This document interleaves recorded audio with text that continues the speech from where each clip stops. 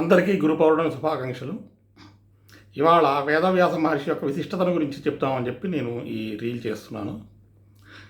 అందరికీ తెలుసు, వ్యాస మహర్షి అటు వేదాలని విభాగం చేసి 4 వేదాలుగా మార్చాడు, మనకు అందించారు అని చెప్పి అందుకనే వ్యాస మహర్షి అంటారో తెలుసు. కానీ వ్యాస మహర్షి అన్నవారు ఒక్కళ్ళే కాదు, ప్రతి మహాయుగంలోనూ ఒక్కొక్కళ్ళు ఉంటారు. అంటే మనకు తెలిసి కృతయుగము, త్రేతాయుగము, ద్వాపరయుగము, కలియుగం, ఇలా 4 యుగాలు ఉన్నాయి. ఈ 4 యుగాలు కలిపితే వచ్చేదాన్ని ఒక మహాయుగం అంటారు. అట్లాంటి 71 మహాయుగాలు కలిస్తే ఒక మన్వంతరము, అలాంటి మన్వంతరాలు 14 గడిస్తే మనకి ఒక కల్పము దొరుకుతాయి. ఇలా ప్రతి కల్పంలోనూ ఒక్కసారి మాత్రమే రామాయణం జరుగుతుంది. అంటే అనేక వందల మహాయుగాల్లో ఒక్కసారి రామాయణం జరుగుతుంది. ఆ రామాయణం జరిగిన కొన్ని మహాయుగాల తర్వాత మహాభారతం జరుగుతుంది. రామాయణం ఎప్పుడు జరిగినా త్రేతాయుగంలో జరుగుతుంది, ఆ మహాయుగానికి. తర్వాత కొన్ని మహాయుగాల తర్వాత మనకి మహాభారతం జరుగుతుంది. మనకి ప్రస్తుతం ఉన్న వైవస్వత మన్వంతరంలో 24వ మహాయుగంలో శ్రీమద్ రామాయణం జరిగింది. అట్లాగే 28వ మహాయుగం అంటే ప్రస్తుతం మనం ఉంటున్న మహాయుగంలో మహాభారతం జరిగింది. అలా ఇతర కల్పాల్లో రామాయణం, మహాభారతం ఇట్లాగే 4 మహాయుగాలు తేడాతోనే ఉంటాయని లేదు.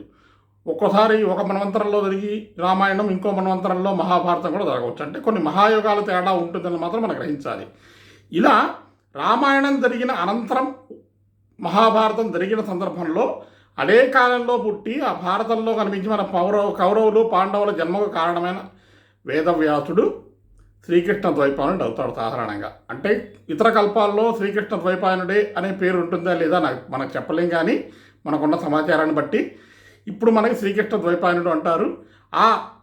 కానీ మహాభారత కాలంలో ప్రత్యేకంగా వచ్చే వేదవ్యాస మహర్షి మాత్రం శ్రీ మహావిష్ణు అంశతో వస్తాడు. ఆ సందర్భంలో వచ్చిన వ్యాసుడు మాత్రమే మనకి అష్టాదశ పురాణాలను, తర్వాత మహాభారతాన్ని, దాంట్లో అంతర్భాగంగా ఉన్న భగవద్గీతని, విష్ణు సహస్రనామాన్ని మొదలైన వాటిని మనకి అందిస్తారనమాట. అంటే ఈ సందర్భంలో మాత్రమే చేస్తారు. ఎందుకని ఈయన కొన్ని విశిష్టత అన్నది వేరే వ్యాసులకు ఉండదు. మనకి 24వ మహాయుగంలో వాల్మీకి మహర్షి వేదవ్యాసుడుగా ఉన్నాడు. ఆ వ్యాసులు ఏం చేస్తారంటే ఆయా మహాయుగాలకు తగిన విధంగా, అంటే ఆ తర్వాత రాబోయే కలియుగంలో ఉండే వారికి తగిన విధంగా వేదాలని విభాగం చేస్తారు, 4 వేదాలుగా వాటిని మారుస్తారు. సో ఇది సమాచారం. ఈ వ్యాస మహర్షి ప్రధానంగా మనకి జరుపుకునే పండగ గురు పౌర్ణమి లేదా వ్యాస పౌర్ణమి అంటాము. దీనికి కొంతమంది దత్త సంప్రదాయాన్ని కలుపుతారు, కొంతమంది మన ఉపాధ్యాయుల్ని వాళ్ళని కూడా తెలుపుతారు.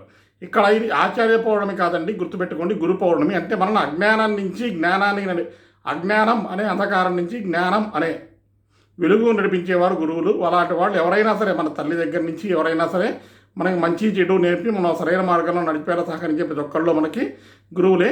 అలాంటి గురువులకే గురువు లాంటి వాడు వేదవ్యాస మహర్షి. మనకు అష్టాదశ పురాణాలనే కాదు, మహాభారతాన్నే కాదు, ఎంతో లిటరేచర్ని మనకు ఆయన అందించారు, సాహిత్యాన్ని, వైదిక సాహిత్యాన్ని. ఆయనకు మనం సర్వదా కృతజ్ఞతలు చెప్పుకుందాము. ఈ సమాచారం మీకు నచ్చి ఉంటుందని భావిస్తున్నాను. అందరికీ మరోసారి వ్యాస పౌర్ణమి శుభాకాంక్షలతో మీ Geetacharya. Thank you very much.